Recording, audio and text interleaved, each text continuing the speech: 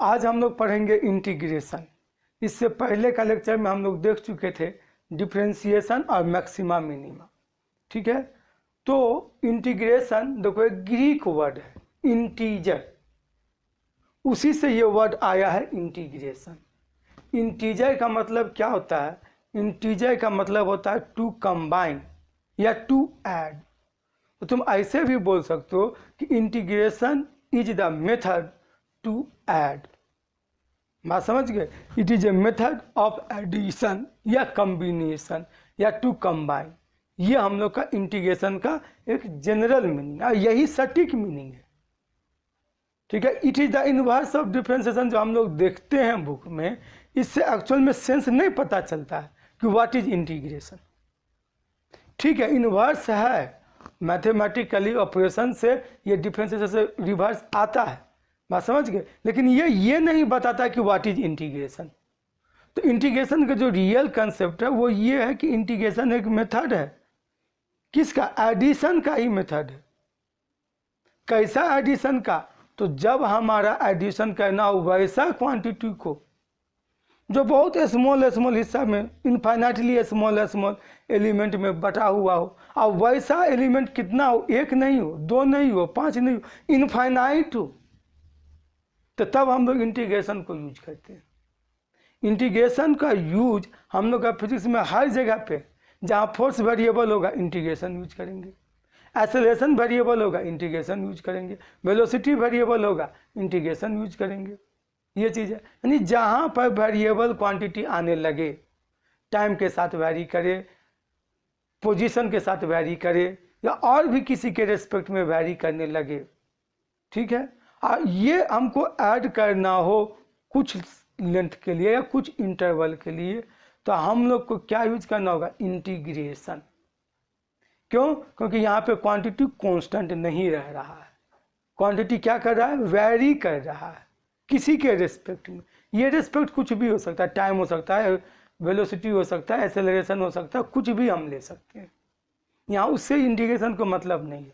यहाँ मतलब है इसको कि अगर वेरिएबल क्वांटिटी हो और इसको हमको ऐड करना हो तो हम लोग इंटीग्रेशन का ही यूज कर सकते हैं, तब इंटीग्रेशन ऐड करके ये हमको दे देगा। तो पहला चीज जानो कि व्हाट इज इंटीग्रेशन। तो integration is the method of addition. तो इसका जो एडिशन का ये मेथड है, तो देखो अब इसका हर चीज बताएगा कि ये एक्चुअल में एडिशन ही है। तो इंटीग्रेशन क्या है? तो method of addition, method of addition है। किस सिंबल से डिनोट करते हैं? ये सिंबल से। ये सिंबल को क्यों चुना गया? क्या इंटीग्रेशन को इस सिंबल से लगाव है?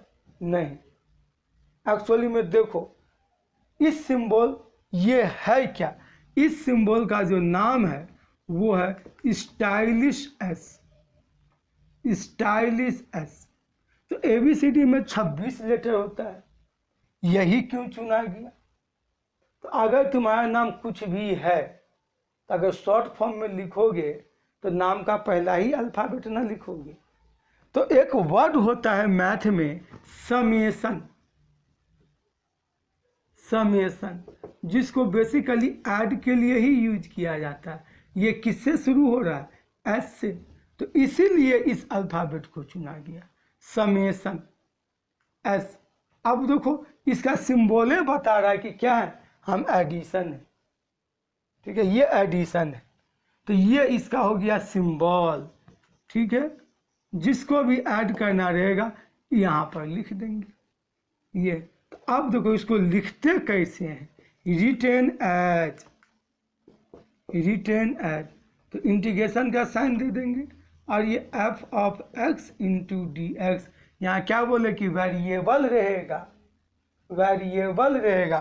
तो मतलब ये फंक्शन हुआ जो x के रिस्पेक्ट में वेरी कर रहा है, चेंज कर रहा है, और ये छोटा सा एलिमेंट हो गया, डिफरेंशियल एलिमेंट जिसको हम लोग बोलते हैं, इनफाइनाइटली स्मॉल एलिमेंट, ठीक है, ये हुआ। इसको अगर नाम दें तो इसका हम लोग को नाम क्या है?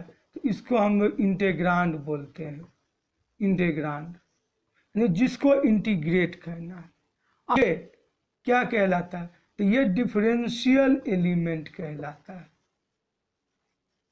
या फिर तुम बोल सकते हो यहाँ पर x को लेकर के variable to which integration is to be done, जिसके रिस्पेक्ट में इंटीग्रेशन करना है। तो याद रखोगे इंटीग्रेशन में क्या कि यहाँ पर जो आया वही यहाँ होना चाहिए, ये इसका नियम है, ये चेंज नहीं होना चाहिए।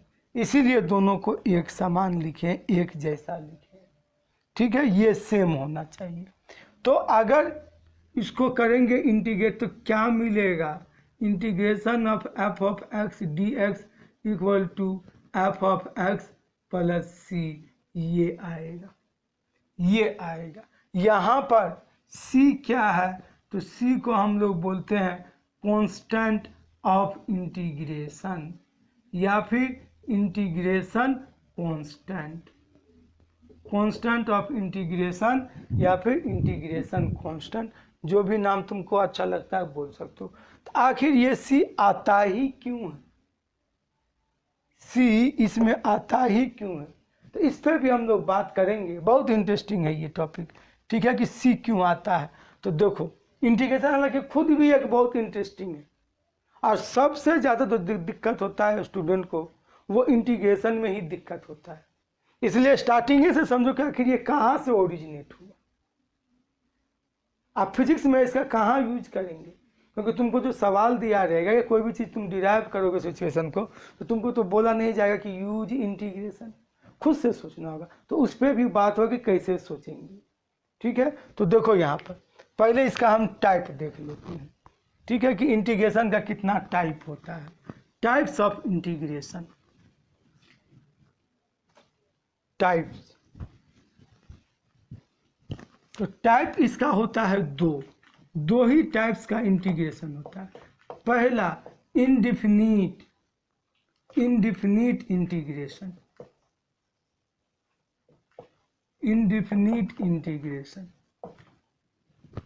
इनडिफिनिट किसको बोलते हैं?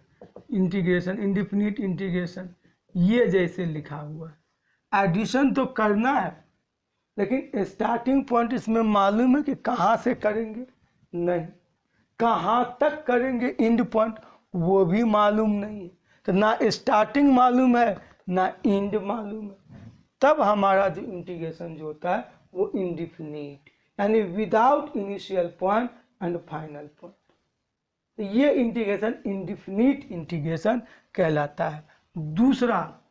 दूसरा होता है डिफिनिट इंटीग्रेशन, डिफिनिट इंटीग्रेशन। ये तो देखो ये इंटीग्रेशन में यहाँ पर लिखा रहेगा कुछ 1 2 3 0 1 -1 -2 ऐसे कुछ भी लिख सकता है। तो ये हो गया। तो जिस इंटीग्रेशन का साइन में नीचे और ऊपर कुछ लिखा हुआ हो तो ऐसा इंटीग्रेशन को बोलते हैं डिफिनिट इंटीग्रेशन, ठीक है। और डिफिनिट इंटीग्रेशन ये कहलाता है। इंटीग्रेशन वैसा ही होगा, एफ ऑफ एक्स प्लस सी इसमें भी होगा। यहाँ पर लिखेंगे ए, यहाँ पर लिखेंगे बी। इंटीग्रेशन करने के बाद जो है ये इंटीग्रेशन करने के बाद ये आया ए यहाँ, तो नीचे ए लिखेंगे, बी ऊपर तो ऊपर बी लिखेंगे। अब इसके बाद क्या करोगे?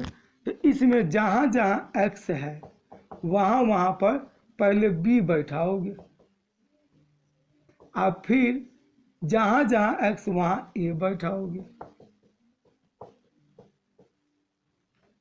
इसको जब सिंप्लीफाई करेंगे तो ऐसा आएगा f of b minus f of a. इसमें हम लोग का सी नहीं आता है। तो ये हमारा डिफिनिट। इसका नाम जानना चाहोगे? इसको हम लोग क्या बोलते हैं? ये जो ए है और ये जो बी है इसको हम लोग क्या बोलते हैं? तो इसका जो रियल नेम है that is the domain of integration. इसको बोलते हैं डोमेन ऑफ इंटीग्रेशन। ये डोमेन ऑफ इंटीग्रेशन इसको हम लोग बोलते हैं। ये हो गया डोमेन ऑफ इंटीग्रेशन, या फिर लिमिट ऑफ इंटीग्रेशन बोल दो। ये लोअर लिमिट, ये अपर लिमिट, लेकिन एक्चुअल में ये है डोमेन ऑफ इंटीग्रेशन। डोमेन क्यों? क्योंकि ये x वही वैल्यू को लाएगा जिस पे ये फंक्शन डिफाइन है, और डोमेन तो वही चीज़ है कि जिस पे फंक्शन एक डिफिनिट वैल्यू दे दे, तो इसलिए इसको डोमेन ऑफ इंटीग्रेशन बोलते हैं, और या फिर लिमिट ऑफ इंटीग्रेशन बोल सकते हो। ये तो अब आप सी पे बात करते हैं कि आखिर सी आया कहाँ से। कोई भी चीज़ कंसेप्ट में उसको छोड़ के मत चलो, ठीक है, कि जस्ट सवाल बना लिए। फिजिक्स में सवाल बनाना आसान है, that is not the physics, उसको हम लोग फिजिक्स नहीं बोलते हैं। फिजिक्स में एक्चुअल तुम एक्टिविटी को पहचानो, कंसेप्ट को जानो, ठीक है, ये होता है, तब तुमको फिजिक्स जो है इंटरेस्टिंग लगने लगेगा, और उसमें तुम एकदम रियलाइज करने लग जाओगे कि रियल में ऐसा हम लोग का हो रहा है। अब फिजिक्स एक्चुअल में यही चीज़ है, what is happening in the nature, जिसको हम लोग पढ़ रहे हैं। यहाँ कुछ इमेजिनरी नहीं है, ये चीज़ है। तो सर देखोगे कि सी क्यों आता है, तो पहले इसको समझ लो, फिर हम लोग इस पर कुछ सवाल उवाल फार्मूला वगैरह, इसका रूल्स रेगुलेशन जो भी चीज़ है उसको देखने का कोशिश करेंगे, उस पर भी बातचीत होगा, ठीक है। तो देखो सी क्यों आता है, तो हम क्या किए, हम एक फंक्शन लिए F of X equal to X square plus 2, एक दूसरा फंक्शन लिए जी ऑफ एक्स, ये फंक्शन है एक्स स्क्वायर, इसको डिफ्रेंशिएट किए, इसका डिफ्रेंशिएशन आ गया 2x, और इसका डिफ्रेंशिएशन किए तो ये भी आ गया 2x। तो देखो ओरिजिनल फंक्शन को हम देख रहे हैं, ओरिजिनल फंक्शन को, तो original function x square plus 2 और ये एक्स स्क्वायर दोनों डिफरेंट है, यहाँ +2 लगा हुआ, यहाँ नहीं है, बोथ आर डिफरेंट। लेकिन डिफ्रेंशिएशन किए तो ये हो गया 2x और ये भी हो गया 2x, दोनों सेम हो गया, दोनों सेम। अब तुम समझो तुम्हारे बुक में इंटीग्रेशन को क्या लिखता है, तो बुक में लिखता है कि integration is the inverse of differentiation. इसका मतलब क्या हो गया कि अगर इसको हम इंटीग्रेट किए तो ये चीज़ मेरा आना चाहिए, ठीक है। अगर नहीं आया तो समझो कि गलत होगी। क्या गलत होगी? तो डिफिनेशन गलत होगी। तो डिफिनेशन तो गलत नहीं है, बुक कभी भी गलत नहीं लिखता है, बुक सही है, हम लोग समझ नहीं पाते हैं, ठीक है। तो देखो इसको इंटीग्रेट करते हैं, अभी मान लेना कि यही है इंटीग्रेशन, ये, तो इसको इंटीग्रेट किए 2x को, तो 2x का इंटीग्रेशन हो जाएगा 2x स्क्वायर बाई 2, यहाँ पर इसको इंटीग्रेशन किए 2x dx, तो ये 2x square by 2, 2 cancel, 2 cancel, तो देखो यहाँ पर क्या आया, यहाँ पर आया एक्स स्क्वायर, यहाँ पर आया एक्स स्क्वायर, तो क्या ये आया ओरिजिनल से? नहीं ना आया।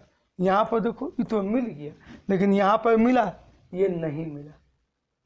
तो यही तो है कारण, यही कारण बन गया किसका? सी आने का। सी को इंटीग्रेशन के बाद लिखना ये परंपरा नहीं है, ये नियम भी नहीं है, ये मजबूरी है फंक्शन का।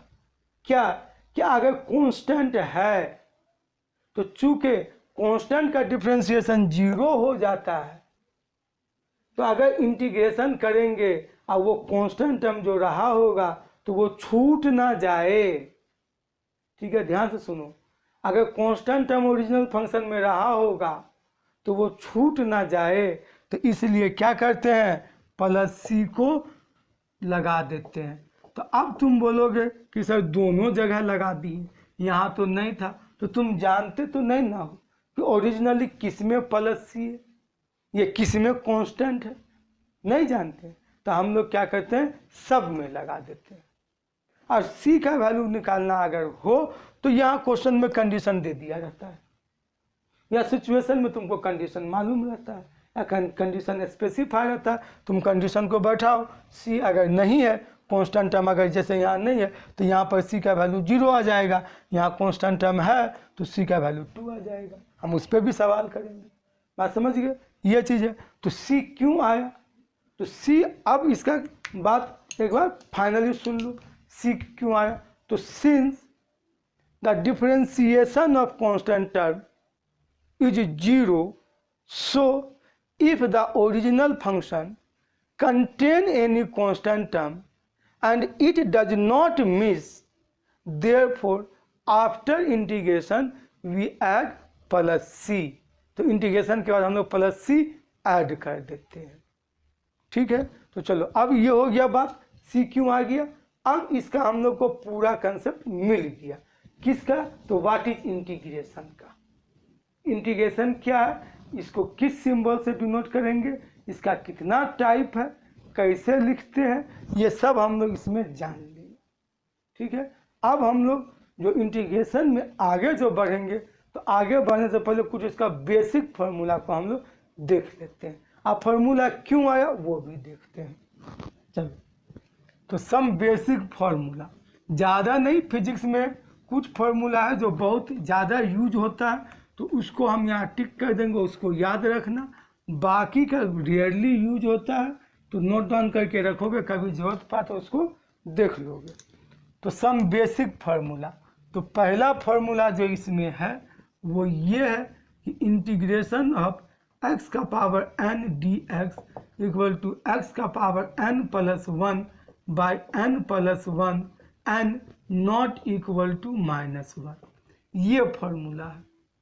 देखो, तुम बुक में अगर देखोगे तो इसको ऐसे भी लिखता है, x का power n plus 1 by n plus 1 plus c and n not equal to -1।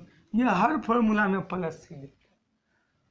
हम भी लिख सकते हैं प्लस सी फार्मूला में, लेकिन यहाँ हम नहीं लिखते। क्यों, तो ऐसा बहुत सारा बच्चा लोग करता है कि एक ही क्वेश्चन में 3 फार्मूला अगर यूज करते हैं तो 3 बार plus c plus c plus c लिख देता है। तो नहीं, प्लस सी एक ही बार लिखना। तो जब से हम ये ऑब्जर्व किए तब से हम फार्मूला में प्लस सी नहीं लिखते। तो ये अंडरस्टूड है कि प्लस सी होना चाहिए। अगर तुम बुक में देखोगे तो ऐसा, मेरा देखोगे तो ऐसा, तो ये नहीं सोचना कि हम गलत हैं या बुक गलत है, नहीं, दोनों सही है। ठीक है, ये आगे स्टूडेंट फायदा मिस्टेक ना करे। कांस्टेंट एक फंक्शन में एक ही बार होता है, ठीक, तो इसलिए जो है हम यहाँ नहीं लिखते हैं, ताकि तुम लोग बार बार ना लिखो प्लस सी ये चीज़ है। तो इसलिए तो कैसा भी है, प्लस सी लिख के भी चेक चलेंगे तब भी बहुत सही है, नहीं भी लिखेंगे तब भी बहुत सही है। यहाँ पर ये हो गया। ठीक है, n के वैल्यू -1 नहीं होगा। क्यों, तो -1 प्लस 1 0 हो जाता है। तो एनीथिंग डिवाइडेड बाय 0 इन्फिनिटी, ये हो गया। इसका प्रूफ क्या होगा, तो प्रूफ इंटीग्रेशन का फॉर्मूला का बहुत ही सिंपल। ये किसको डिफ्रेंशिएट करने से आएगा, तो इसको डिफ्रेंशिएट करने से आएगा। तो यही इसका प्रूफ हो गया। यहाँ पे तुम लिख सकते हो कि सिंस डिफ्रेंशिएशन ऑफ x का power n plus 1 is x का पावर n, यहाँ पे n प्लस 1 लिख दो, तो यही इसका प्रूफ होगी। जस्ट ये उल्टा है, डिफ्रेंशिएशन का इंटीग्रेशन उल्टा है, इसीलिए हम लोग को ऐसा पढ़ने को मिलता है ये चीज, it is the inverse of differentiation. तो इसको किसका डिफ्रेंशिएशन है ये वो याद कर लो, that is the proof of the formula. बात समझ गए, ये चीज है। Second, integration of 1/x dx, याद करो 1/x किसको डिफ्रेंशिएट करके आता था, याद करो, तो ये 1/x आता था log x को डिफ्रेंशिएशन करने से, बेस ई, ये हो गया। तीसरा formula, integration of cos x dx minus sign x, नहीं, cos x किसको डिफ्रेंशिएट करने से आता था, ऐसे सोचना, cos x किसको डिफ्रेंशिएशन करने से आता था, साइन x को, तो यहाँ माइनस नहीं लगेगा, तो यहाँ साइन x होगा सिंपली। cos x का डिफ्रेंशिएशन होता है minus sign x, cos x का इंटीग्रेशन नहीं होता है माइनस साइन x, क्योंकि यहाँ पर ये किसका डिफ्रेंशिएशन है, तो साइन का, तो साइन का तो प्लस में आता था, तो इसलिए। चौथा नंबर में integration of sine x into D x, अब साइन x किसको डिफ्रेंशिएट करने से आएगा, cos x को कहते हैं डिफ्रेंशिएशन, तो माइनस साइन x, तो यहाँ तो माइनस नहीं है, तो यहाँ माइनस लगा देंगे, माइनस cos x। फिर 5 नंबर में integration of sec square x into D X, तो ये क्या हो जाएगा, tan x। Integration of sec x into tan x, इसका हो जाएगा sec x। Integration of cosec square x into D X, तो ये हो जाएगा माइनस कॉट एक्स। सब डिफ्रेंसिएशन है, इसका डिफ्रेंसिएशन को याद करो, इसका डिफ्रेंसिएशन को याद करो। ये 8 नंबर में integration of cosec X into cot X into D x equal to minus cosec X. 9th number में इंटीग्रेशन ऑफ ई का पावर एक्स, तो ये होता है ई का पावर एक्स। 10th नंबर में इंटीग्रेशन ऑफ कांस्टेंट का डिफरेंशिएशन 0 होता है, इंटीग्रेशन कैसे? तो देखो ये अगर कांस्टेंट है तो क्या इसको लिख सकते हैं k into 1 into D x, लिख सकते हैं। तो k इंटू 1 को x का पावर 0 भी तुम लिख सकते हो, ये भी लिख सकते हैं। तो देखो इंटीग्रेशन में तो पावर एक बढ़ता ना है, तो यहाँ पर क्या हो जाएगा k इंटू एक्स का पावर 0 प्लस 1 बाई 0 प्लस 1 यानी kx, तो इसमें हो जाएगा k इंटू एक्स। कॉन्स्टेंट का इंटीग्रेशन 0 नहीं, कॉन्स्टेंट का डिफरेंशिएशन 0।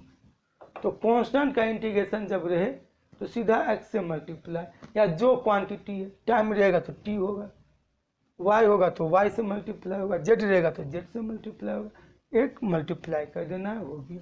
ये चीज़ है, ये 10 फार्मूला है। कुछ इन्वर्स का भी देख लेते हैं 1-2। तो integration of 1/1 plus X square into D X, तो डैट इज इक्वल टू हो जाएगा tan इनवर्स x। फिर 12 नंबर में इंटीग्रेशन ऑफ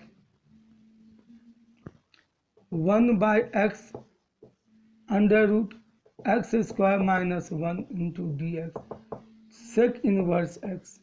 ये इस टाइप से, ये कुछ बेसिक फार्मूला है जो हम लोग को याद रखना चाहिए। इसमें जो ज़्यादा यूजेबल फार्मूला है वो हम तुमको थोड़ा सा हिंट कर दे रहे हैं, जो हम लोग बहुत ज़्यादा यूज करेंगे फिजिक्स में।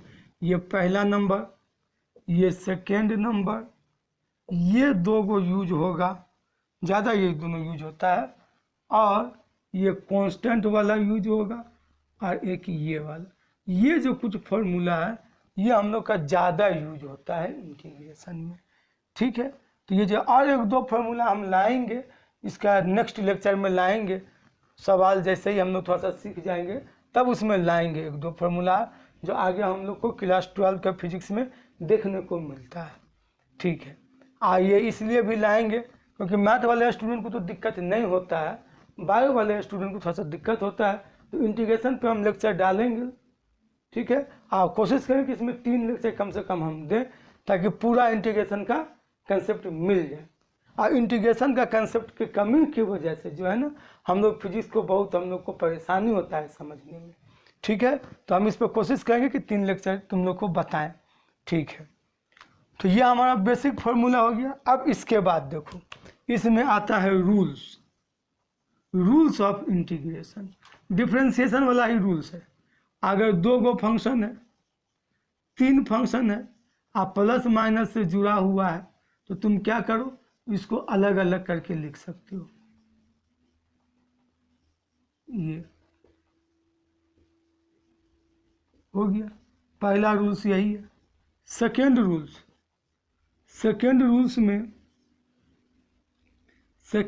जो इसका है वो ये है कि अगर कांस्टेंट मल्टीप्लाई है तो हम कांस्टेंट को इंटीग्रेशन साइन के बाहर ले जा सकते हैं।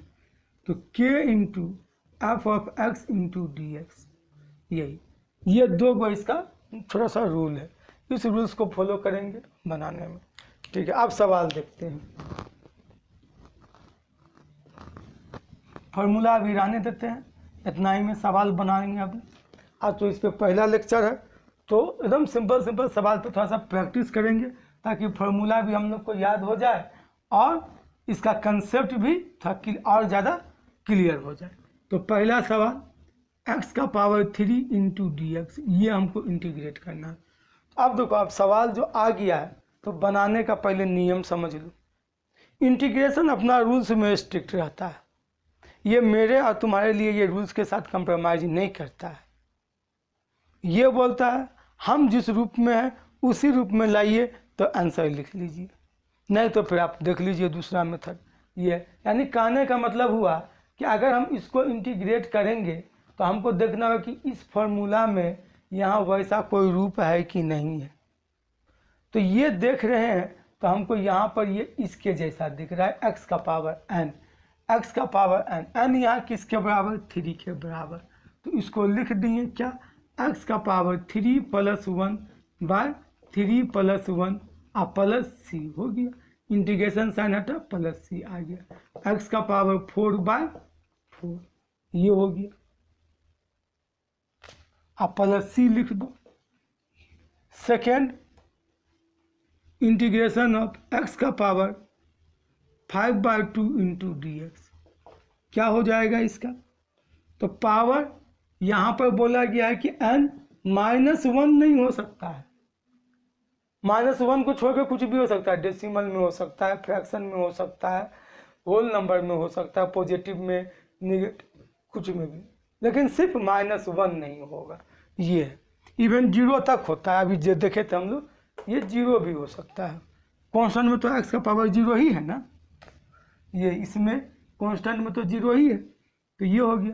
तो इसको क्या कर देंगे, x का पावर 5/2 तो +1 बाय 5/2 + 1 प्लस c, तो ये क्या हो जाएगा, यहाँ पर देखो एलसीएम लेंगे तो 7, तो ये 2/7 हो जाएगा, x का पावर 7/2 प्लस c, ये हो गया। इसी तरीक़ा से अगर मान लो हमको ऐसा सवाल दे दिया 1/√x इंटू dx, अब देखो इसको मिलाओ, आप फार्मूला को देखो, क्या इसके जैसा कोई फार्मूला है जिसमें रूट वगैरह हो, तो रूट वाला एगो फार्मूला यहाँ दिख रहा है, लेकिन यहाँ x इंटू √x² -1 है, लेकिन यहाँ तो वैसा नहीं है, तो ये फार्मूला इसमें लग नहीं सकता है, और कहीं है नहीं है। यही चीज़ इंटीग्रेशन को थोड़ा सा हार्ड बनाता है, और यही रूल्स का हम इसमें जो नियम जो है इंटीग्रेशन का, यही हम लोग को परेशान करता है।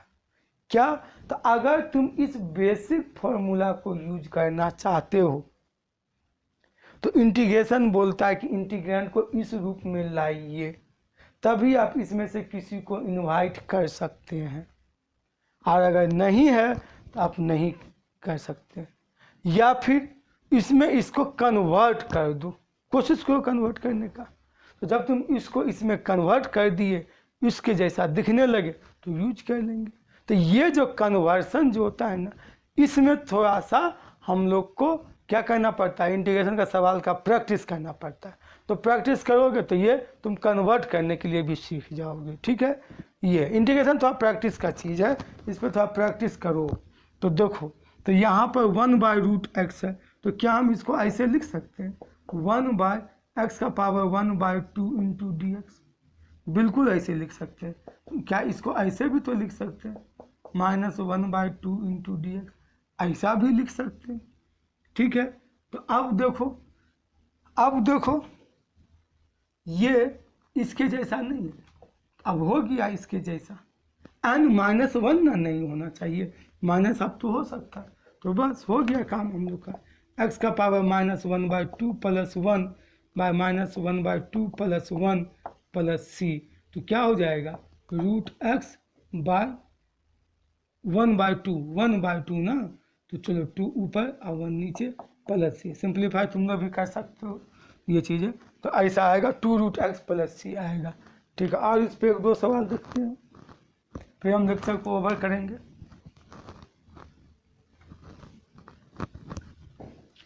अब जैसे मान लो हमारे पास ये सवाल आ गया, ये सवाल आ गया कि इंटीग्रेट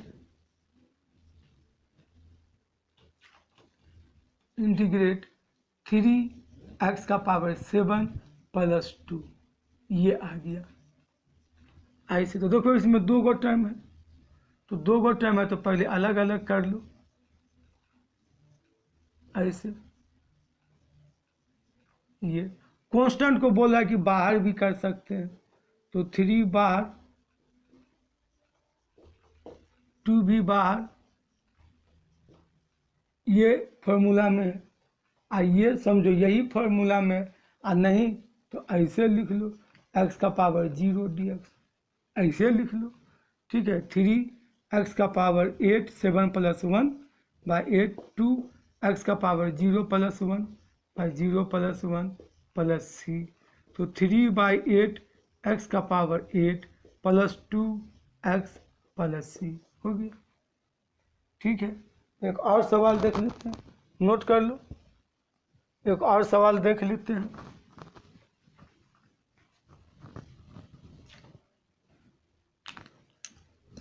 तो ये हम लोग का सवाल है, इंटीग्रेट e का power x 3 sin x into dx, ये सवाल है। तो ये हो जाएगा, अलग अलग कर देंगे, पहले कांस्टेंट को एक साथ बाहर निकाल लो, हो गया। तो इसका इंटीग्रेशन e का पावर x 3 sin x, देखो यहाँ -cos x लिख दिए प्लस c, तो e का power x -3 cos x + c, ये हो गया। तो ये अभी कंटिन्यू रहेगा, नेक्स्ट लेक्चर में हम फिर इस पे बात करेंगे। तब तक तुम लोग क्या करोगे, ये फार्मूला को याद करोगे। ठीक है, ये फार्मूला को याद करोगे और नेक्स्ट लेक्चर में हम लोग मिलते हैं, थोड़ा सा और कुछ सवाल करेंगे, थोड़ा सा इसका और 1-2 रूल्स को समझेंगे। ठीक है, चलो नेक्स्ट लेक्चर में जल्दी मिलते हैं।